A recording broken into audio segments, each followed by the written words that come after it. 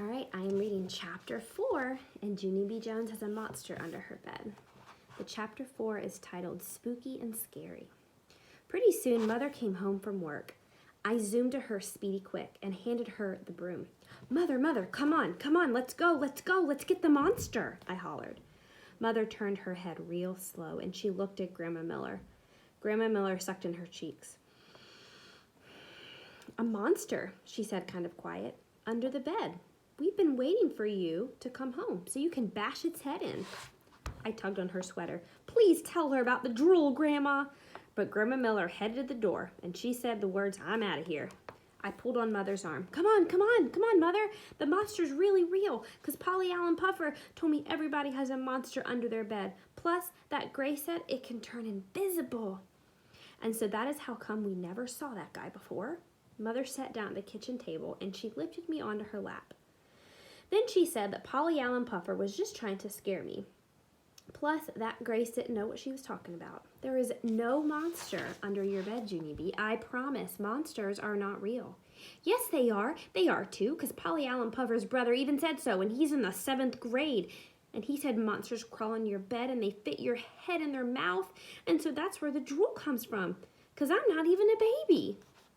Just then, I heard the front door open. It was my daddy. He was home from work, too. Daddy, there's a monster under my bed. Only you said monsters aren't real, but they really are real. I pulled on his arm. Come on, Daddy, let's go. Let's get him. Daddy looked at Mother a real long time. They went in the hall and did some whispering.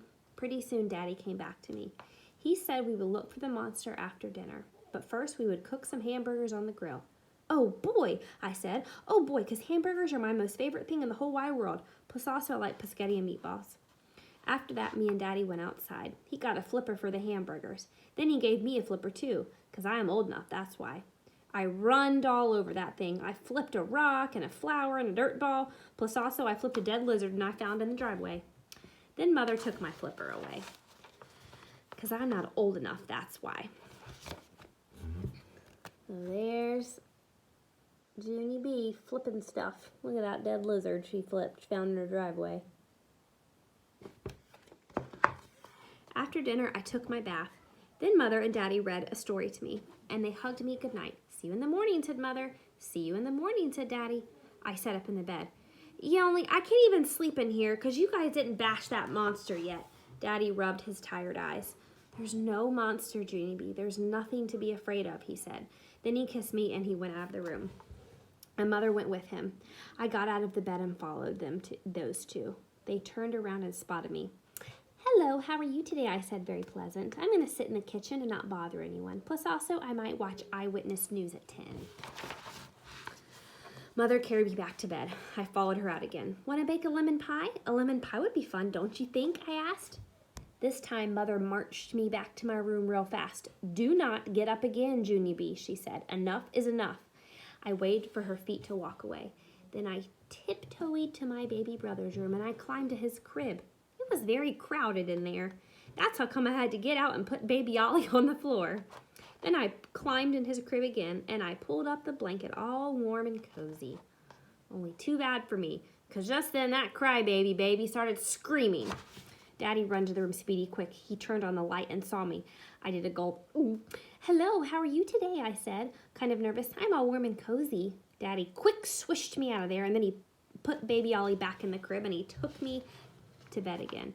Okay, this is it, he grouched. This is the last time I want to have to come in here. Do you understand me, Missy? Do not get out of bed one more time. I started to cry a teeny bit. Yeah, only what about the monster, I said, because he's still under my bed, I think. Daddy throwed his hands into the air. Then he turned on the light and he looked for the monster all over the place. First, he looked under the bed. Then he looked in my closet and in my drawers and in my trash can. Plus also, he looked in the crayon box. There's Junie B hiding in the bed. And there's her daddy looking for the monster everywhere.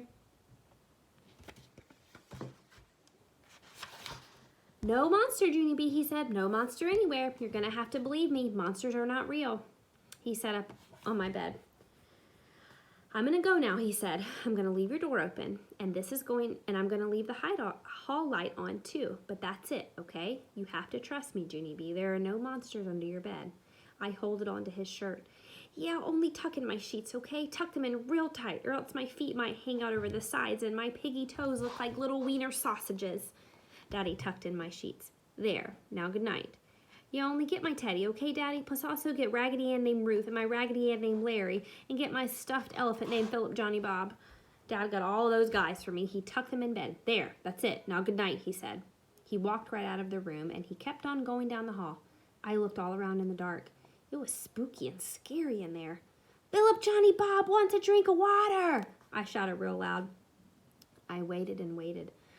Yeah, only he really, really needs one on account of he's having a problem with his trunk. Daddy didn't come. Raggedy Ruth needs a Kleenex, I yelled next. After that, my voice got quieter. Raggedy Larry wants a cookie, I said. But still, Daddy didn't come. So that was chapter 4. We'll have to see what happens in chapter 5 next time.